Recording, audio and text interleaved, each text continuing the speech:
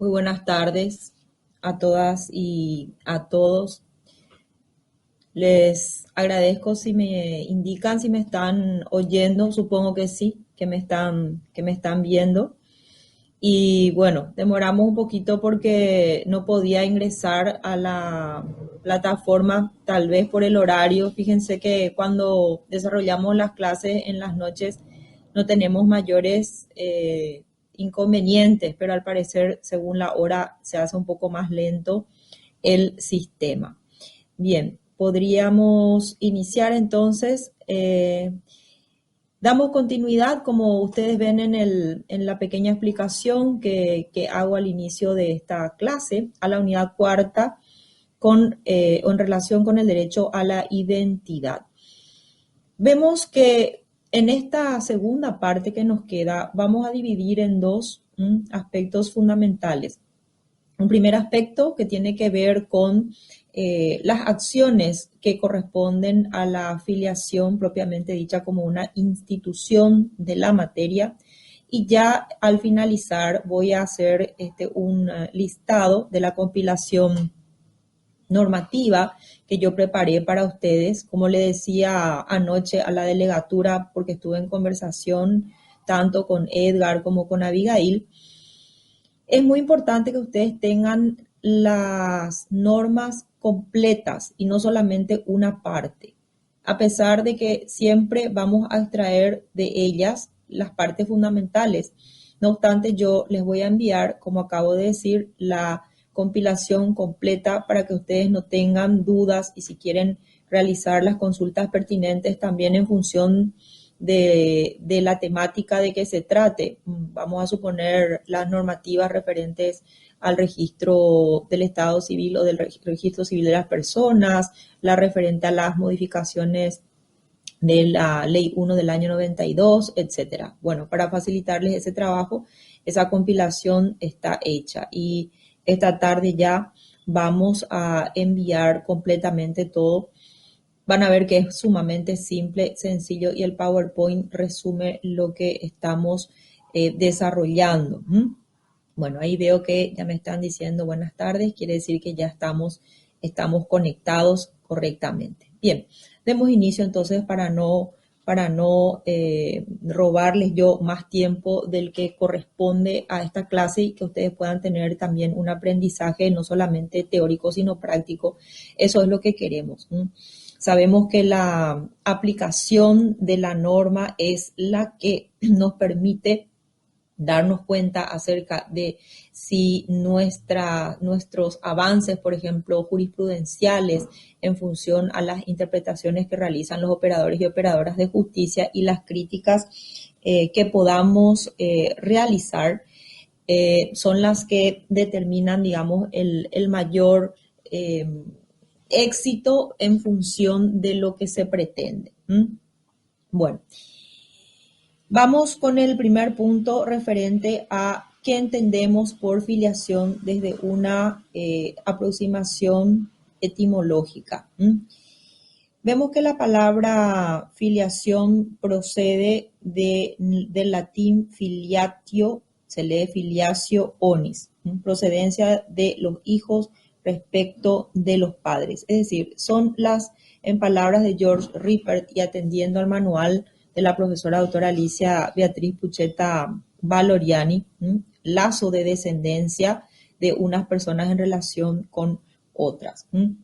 Esta palabra filiación en lo que damos en llamar la normativa paraguaya está tratada en el Código Civil fundamentalmente a partir del artículo 225 en lo que respecta a los hijos extramatrimoniales. Y esta es una cuestión que ustedes ya dieron, que ustedes ya desarrollaron en la materia de derecho civil personas, lo cual a mí me da una tranquilidad porque este es solamente ya un repaso para ustedes. Entonces, no pretendemos hacer una lectura de la norma, simplemente un esbozo, un recordatorio. Y vemos que son hijos matrimoniales todos aquellos que nacen luego de los 180 días de la celebración del matrimonio y dentro de los 300 días siguientes a su anulación o disolución. Si no se prueba, como dice la norma en el inciso A, que ha sido imposible al marido tener acceso con su mujer en los primeros 120 días de los 300 que hubiesen precedido a ese nacimiento. Vamos a hacer un poquito acá una distinción de por qué hablamos de estos tres plazos, plazo de 120, plazo de 180 y el plazo de 300 días. Fíjense ustedes que si restamos 180 de 300 vamos a obtener 120 y se presume que este es el periodo en que se produce la concepción, con lo cual el plazo máximo de 300 y el plazo mínimo de 180 de duración del embarazo es lo que nos permite determinar lógicamente cómo se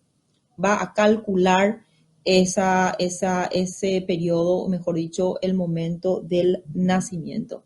Bueno, yo les pido por favor si me dicen, ¿estamos teniendo algún problema? Pues estoy recibiendo una llamada constante y me causa una cierta preocupación. No sé si son ustedes, no sé si es otra persona. ¿Me están escuchando? ¿Me están copiando todo? ¿Hay algún inconveniente? Si alguien por favor puede aquí escribir, me voy a fijar. Se oye súper bien, me dicen. Bueno, entonces no sé quién estará llamando, eso puede esperar. Aquí ustedes son importantes para mí y quisiera que se tenga un buen aprendizaje. Realmente querría estar alejadísima de este aparato celular, pero hay veces que por el trabajo tampoco puedo hacerlo. Bueno, a ver, entonces 300 menos 180 nos da 120, se presume es el plazo o el periodo en el cual se produjo la concepción. Quiero hacer un alto aquí, quiero decirles que esto no precisamente en estos tiempos que corren ya resulta ser así. ¿Por qué?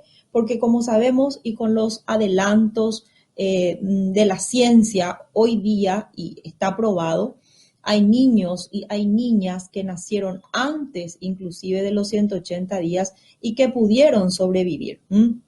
Entonces, estos plazos que el código crea, que crea ficticiamente, porque esa es la palabra, hay una ficción normativa, es lo que aproximadamente se calcula dura el máximo o el mínimo de duración del embarazo y el tiempo también que se calcula en que se produce esa concepción. Entonces, ¿por qué digo ficticiamente? Y porque la ley tuvo que echar mano de esas ficciones jurídicas para poder establecer conclusiones como estas que dicen quiénes son hijos matrimoniales o quiénes no lo son y en consecuencia van a ser hijos extramatrimoniales. Y por otro lado, también, aparte por el principio de seguridad jurídica, decir que la seguridad jurídica que nos brinda el saber que si se nace antes o después de ese tiempo, se puede tener también un reconocimiento o desconocimiento de derechos según de qué estamos tratando. Es decir, si son... Hoy día ya no hay diferencia entre hijos matrimoniales, extramatrimoniales, como antes a los efectos hereditarios, pero todo esto tenía una importancia precipua en ese tiempo y en función justamente del derecho o de los derechos sucesorios. Bien, luego tenemos en el inciso B que también son hijos matrimoniales los nacidos de padres que al tiempo de la concepción podían casarse, pero que no solamente podían casarse, sino que pudieron haber también reconocido a sus hijos como fuera del matrimonio, con lo cual son extramatrimoniales, pero luego los padres contraen matrimonio. Entonces allí podemos decir que esos hijos adquieren esa calidad de matrimoniales. En el inciso C van a ver que los que nacen después de 180 días de ese matrimonio llamado putativo. ¿Y qué es el matrimonio putativo? Es el que se hubiese celebrado con algún impedimento, pero no se trata de un impedimento dirimente, sino de un impedimento impediente, que ustedes también tuvieron que haber dado en derecho civil. Es decir, el dirimente es aquel que impide completamente, es decir, que no permite, mejor dicho, que no permite que se pueda reconocer a posteriori el matrimonio, por ejemplo, el celebrado por personas menores de edad que no obtuvieron la autorización para contraer matrimonio, pero sí tenían la edad para contraer. A ver si me explico. Se establece una edad para contraer matrimonio mínima. Vamos a suponer que la persona contrajo matrimonio a los 16 años o 17 sin autorización para hacerlo, pero posteriormente se consigue esa autorización, o bien simplemente por el transcurso del tiempo ya llegan a la mayoría y queda convalidado ese matrimonio, en tanto no hubiese estado autorizada la persona o no hubiese estado convalidado el matrimonio, entonces queda como en esa categoría de matrimonio putativo, pero luego se convalida, como dijimos. Y en el último inciso, que es el de, hablamos de los nacidos, nuevamente hay un plazo dentro de los 180 días de celebrado el matrimonio, si el marido, nos dice el inciso, antes de casarse, tuvo conocimiento del embarazo de la mujer o consintió que se le anotara como hijo suyo en el registro civil o de otro modo lo hubiese reconocido de modo expreso o tácito. Cuando la norma dice o de otro modo lo hubiese reconocido de modo expreso o tácito, hay que traer a colación aquí un concepto que también tuvieron que haber estudiado en derecho civil y que es el concepto de la posesión de Estado.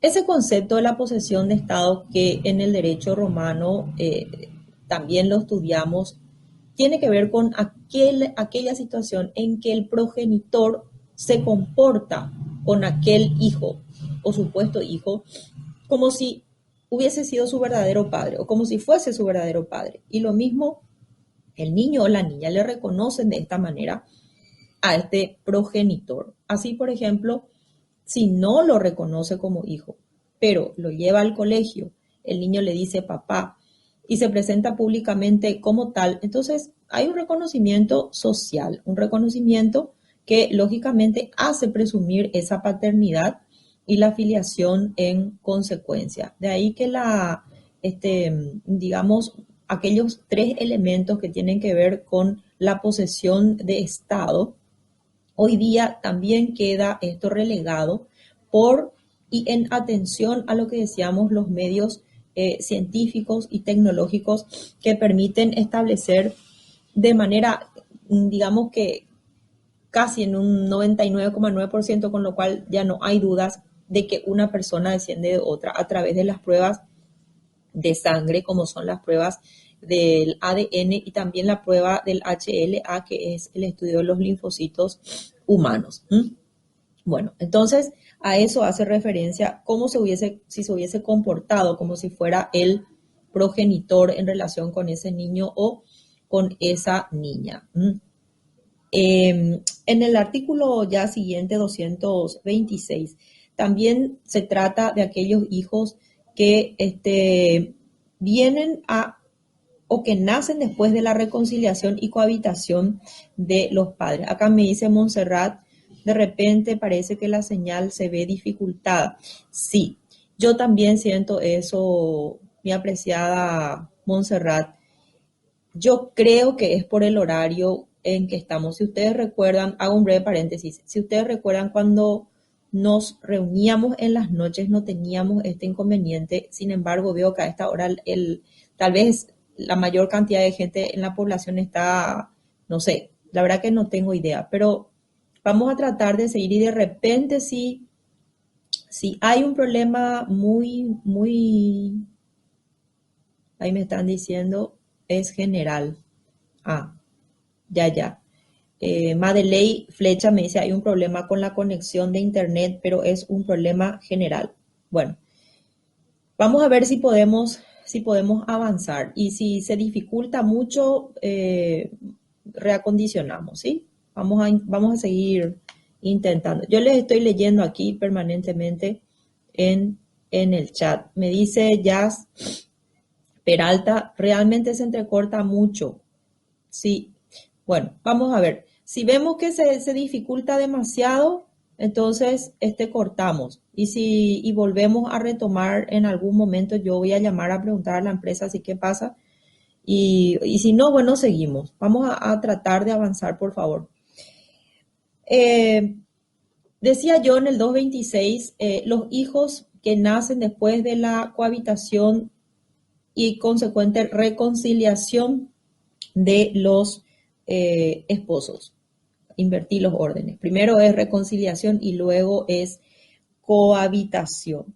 Separados por sentencia judicial, y estos son matrimoniales salvo prueba en contrario. Bueno, aquí quiero hacer una distinción que no van a encontrar en el código, en este código civil que entró a regir en el año 1987, el 1 de enero, si bien se promulgó en el 85, pero hubo una vacatio legis en el 86, eso sabemos, que cuando eso todavía no existía la ley del divorcio, que es la ley 45 del año 1991. Entonces, por eso se habla de una separación judicial. ¿Qué existía entonces? Existía la posibilidad de que dos personas que habían contraído matrimonio puedan solicitar al juez de primera instancia en lo civil y comercial, como bien dice su nombre, su separación, tanto de cuerpo, separación de cuerpos como separación de bienes. Pero esto no equivalía a lo que hoy se conoce como el divorcio vincular, que disuelve completamente el vínculo matrimonial y que habilita a los esposos y esposas a contraer nuevo matrimonio. Eso no ocurría con esta separación judicial.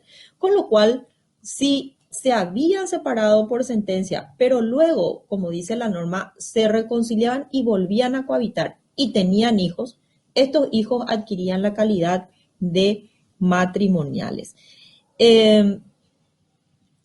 ¿Qué pasaría? Fíjense, esto es muy interesante. ¿Qué pasaría si se produce esa reconciliación y cohabitación, pero con esposos, esposas que se divorciaron? Bueno, aquí les digo, sin temor a equívocos, los hijos no pueden tener el carácter de matrimoniales porque el vínculo matrimonial quedó disuelto con la sentencia del divorcio. ¿Ven cuál es la diferencia?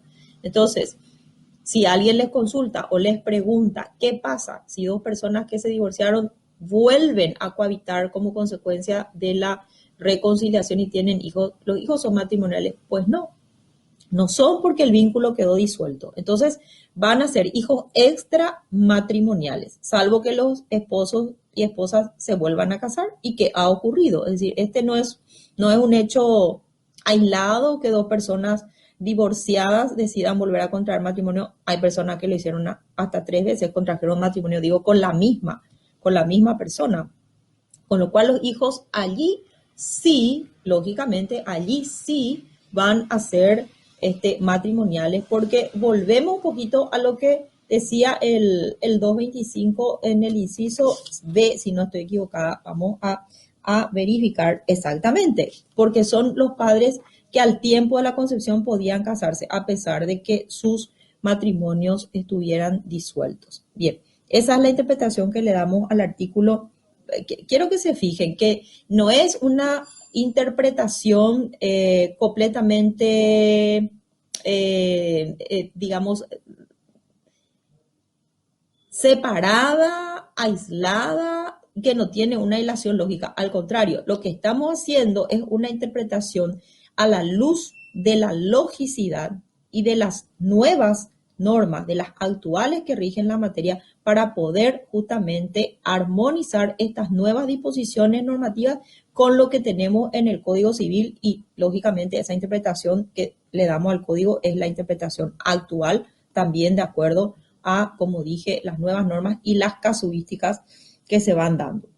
En la segunda parte del artículo 226 tenemos que los hijos concebidos durante el matrimonio putativo van a ser considerados matrimoniales, y los concebidos antes del matrimonio putativo, pero nacidos después, también van a ser considerados como matrimoniales. Eso por el concepto que tenemos del matrimonio putativo y que dimos con anterioridad. Luego tenemos el artículo 227 que está considerado como uno de los más importantes, donde queda señalado que si disuelto o anulado el matrimonio, la mujer contrajere otro antes de los 300 días, el hijo que nace antes de transcurridos los 180 días desde la celebración del segundo matrimonio se considera concebido en el primero siempre que nazca dentro de los 300 días de disuelto o anulado el matrimonio. Y por supuesto, estamos de vuelta jugando con ese plazo de los 180 o de los 300 y de acuerdo a si se produce en este o en aquel, el hijo va a ser o del primero, del primer matrimonio o del segundo matrimonio. Pero repito, este artículo tiene que ser leído también conforme a la interpretación que yo di al iniciar la clase. Esto quiere decir, con los medios, con los elementos que tengo hoy, con la prueba pericial de sangre, esto queda desfasado porque vale, por supuesto, esa prueba pericial que me determina que esa persona efectivamente desciende de esta y no de otra.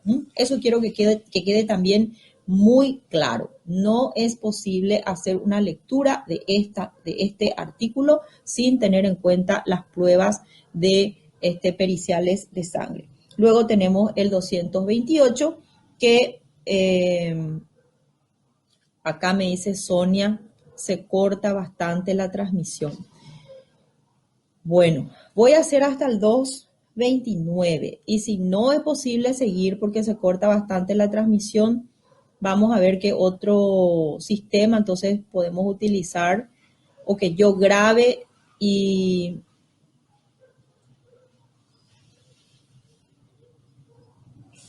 luego les envíe porque a lo mejor la plataforma se hace un poco pesada, ¿verdad?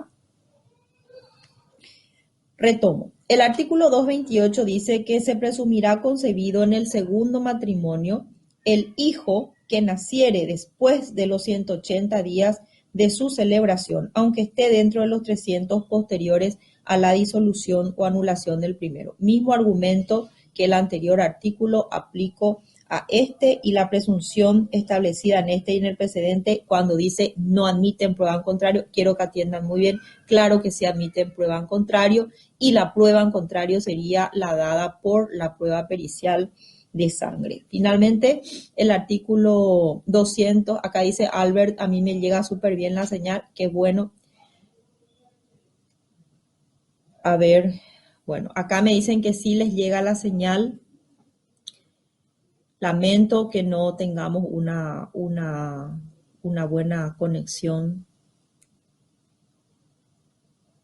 Bueno, en el 229, el hijo nacido dentro de los 300 días y posteriores a la disolución del matrimonio de la madre se presume concebido en ese matrimonio, aunque la madre o alguien que invoque la paternidad lo reconozcan como hijo extramatrimonial. Y con esto se cierra esto del primer punto recién de lo referido a las disposiciones del Código Civil en relación con los hijos matrimoniales. Todo lo que dijimos, absolutamente, recuerden por favor, cede paso a estas nuevas tecnologías, a estos nuevos adelantos científicos que permiten determinar la filiación cuasi certeramente, porque decía yo, en un 99,9%, con lo cual no podemos quedarnos con las presunciones que ya admiten prueba en contrario y tampoco con esas ficciones jurídicas que sí ceden paso a estos avances de la ciencia. Bueno, luego nos vamos a la filiación extramatrimonial. La filiación extramatrimonial es muy simple, está esto en el artículo 230. ¿Quiénes son hijos extramatrimoniales? Todos los que nacen fuera de un matrimonio. Es muy sencillo, pero recuerden ustedes que aquellos hijos extramatrimoniales que nacieron fuera de un matrimonio pueden volverse matrimoniales en caso de los supuestos que analizamos con anterioridad. Lo referente a los derechos de los hijos y de las hijas a conocer a sus padres, a ser reconocidos a ser reconocidos por ellos. Están contemplados estos derechos en los artículos 231, 232 y 233 del Código Civil. El artículo 231 refiere que el reconocimiento de los hijos extramatrimoniales, atiendan muy bien por favor esto, puede hacerse ante el oficial del registro del Estado Civil, por escritura pública, puede hacerse ante el juez o bien por testamento. Esas cuatro hipótesis que establece el código son hipótesis bastante importantes porque refieren justamente a aspectos que tienen que ver con instrumentos públicos, por ejemplo, en el caso del registro civil, en el caso de la escritura pública o ante el juez. Y cuando hablamos del testamento hay que recordar que como no admite, digamos, la posibilidad de declarar, o si se declara nulo un testamento, queda o permanece esa parte en la que se reconoce la filiación.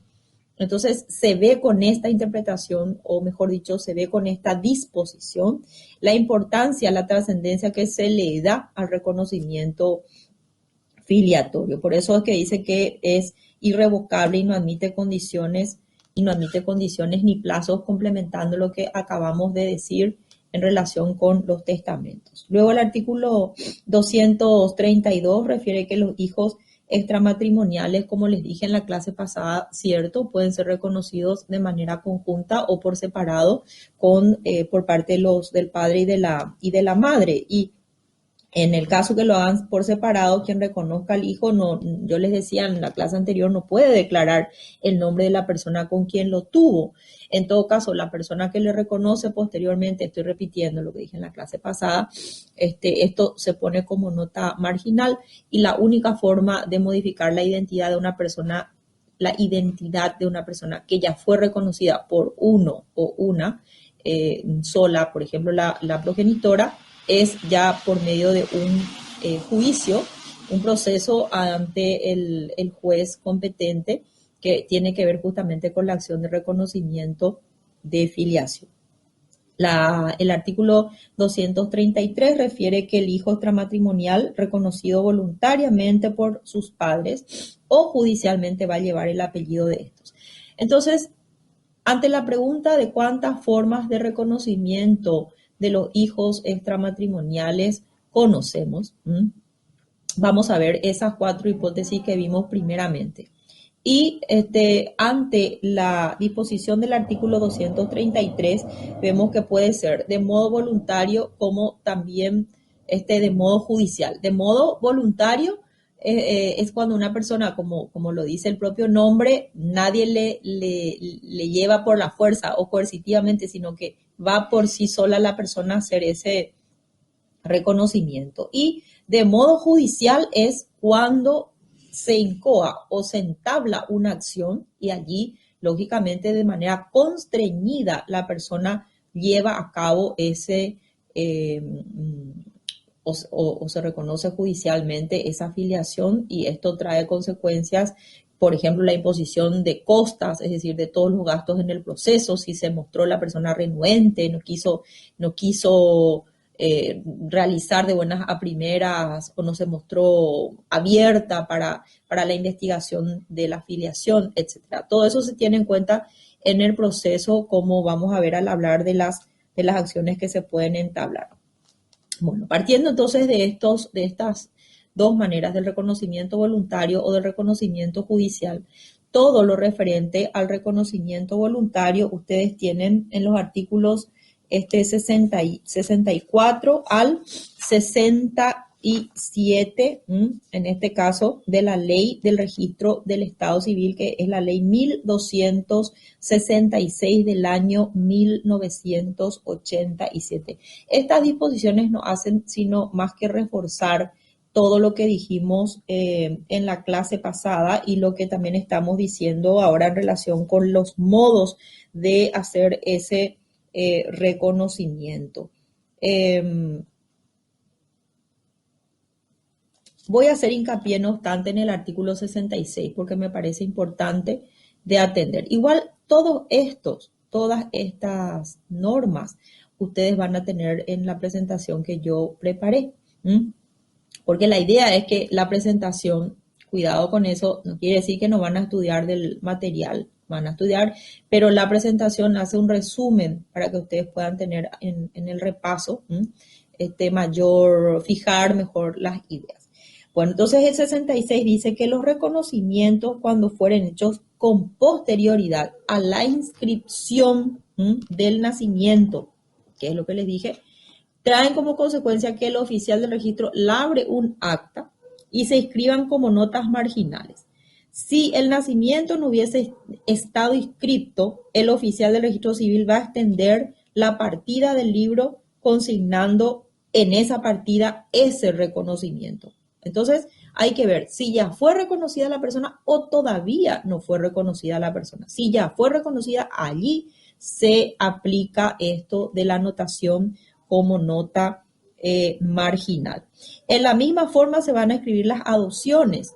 Entonces se pone allí en el libro, al costadito, por eso dice nota marginal, ese reconocimiento, así como la revocación de las adopciones, que esto se realiza siempre a través de esta Dirección General del Registro del Estado Civil. Bien. Siguiente punto, al reconocimiento voluntario sigue el reconocimiento judicial. No sé cómo vamos, al parecer vamos bien, nadie está diciendo que no escucha.